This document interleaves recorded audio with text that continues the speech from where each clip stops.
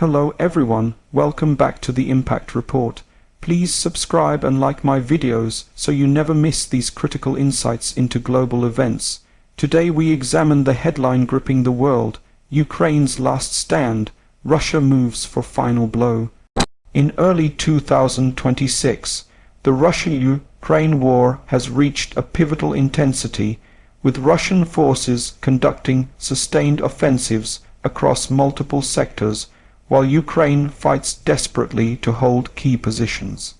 Recent reports from the Institute for the Study of War and other sources highlight incremental Russian gains in areas like the Kostyantynivka tactical zone, near Hulyaipole in Zaporizhzhia, and even advances in northern Sumy Oblast. The use of advanced weaponry, including the hypersonic Oreshnik intermediate-range ballistic missile striking western Ukraine in Lviv Oblast, signals Moscow's intent to pressure not just the front lines, but also deter Western support for any post-conflict security guarantees. Ukrainian forces continue to resist fiercely, launching counterstrikes and holding positions in critical towns like Mirnorad and Pokrovsk, but the momentum appears to favor Russia's grinding advance amid high casualties on both sides. Now, let's move to the exterior, the visible battlefield reality unfolding across eastern Ukraine and beyond. Russian troops, supported by massive artillery barrages, drones, and modified long-range strike systems like the upgraded Geran drones, are pushing forward in a multi-directional campaign. In the Pokrovsk direction, mechanized assaults aim to cut off Ukrainian ground lines of communication, while in Hulyaipole, infiltrations and advances in northwestern and central areas threatened to envelop key positions. Northern Kharkiv and Sumy continued probing attacks, with Russian forces gaining footholds southwest of Yablonivka. Western Ukraine has felt the sting of ballistic strikes, including the Oreshnik, targeting industrial sites and sending shockwaves through civilian infrastructure. The landscape is scarred by craters, ruined villages, and ongoing drone warfare, with winter conditions complicating logistics for both sides. Ukrainian defenses rely on fortified lines, electronic warfare, and rapid counter-drone measures to blunt these advances, but the sheer volume of Russian pressure creates a sense of an exterior force closing in relentlessly. The interior of this conflict, the deeper strategic, political, and human core, is vast and complex, revealing why this moment feels like a potential turning point. At its heart, the war is no longer just about territorial control, but about endurance, will, and the failure of quick victories. Russia has committed to a long-term attritional strategy, accepting enormous losses over 400,000 casualties in 2025 alone to slowly erode Ukrainian positions. Putin and his command emphasize high-tempo offensives in the center and east groupings, advancing on the enemy's shoulders with infantry, heavy assaults supported by light vehicles, avoiding large-scale armored thrusts due to earlier losses.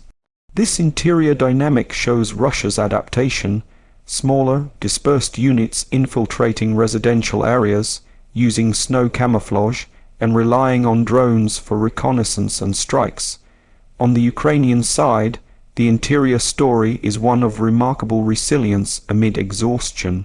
Forces in Mirnorad hold northern sectors despite 12 Russian units pressing from the east, using covert defenses and electronic warfare to counter drone swarms.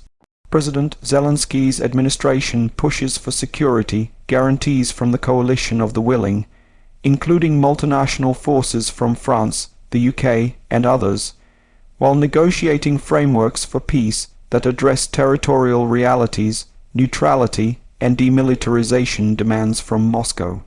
The interior also exposes fractures. Power blackouts from Russian energy strikes leave millions in darkness, civilian morale is tested, and debates rage over concessions. Russian officials reject Western deployments as foreign intervention, labeling them legitimate targets, while Ukraine's intelligence highlights innovative drone modifications by Russia targeting air defenses. This interior layer reveals a war of attrition where neither side can easily collapse, yet the cumulative toll, destroyed infrastructure, displaced populations, and economic strain pushes Ukraine toward a defensive last stand posture in key eastern regions. Analysts note that without a breakthrough, Russia may complete Donbas control by late 2026, but Ukraine's fortified fortress belt and Western aid could prolong the stalemate. The human interior is heartbreaking: soldiers in basements, families in blacked-out cities, and leaders navigating existential threats. This depth shows why the conflict persists: mutual perceptions of existential stakes, with Russia viewing NATO expansion as the root cause and Ukraine defending its sovereignty against imperialism. In terms of performance, both sides demonstrate mixed results under extreme pressure. Russian forces excel in sustained artillery and drone volume, achieving slow but consistent gains, 74 square miles in recent weeks, through infiltration tactics that minimize armored losses but maximize infantry casualties. Ukrainian performance shines in defensive holds, counterstrikes on Russian logistics like the Caspian oil platforms, and long-range operations degrading enemy infrastructure. However, manpower shortages and energy crises hinder sustained offensives, leading to reliance on Western systems for air defense and precision strikes. Overall, Russia's performance leans toward gradual dominance in positional warfare, while Ukraine's is heroic but strained.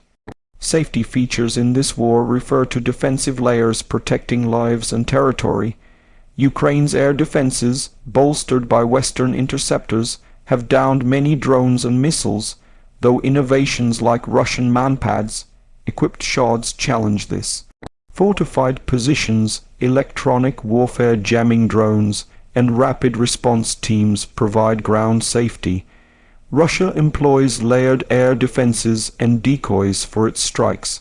Civilian safety is precarious, with blackouts up to 4 days and strikes on infrastructure.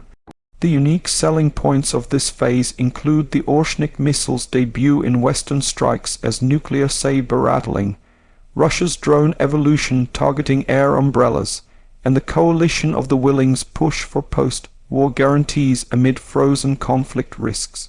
No side achieves quick victory, making 2026 a year of prolonged grinding.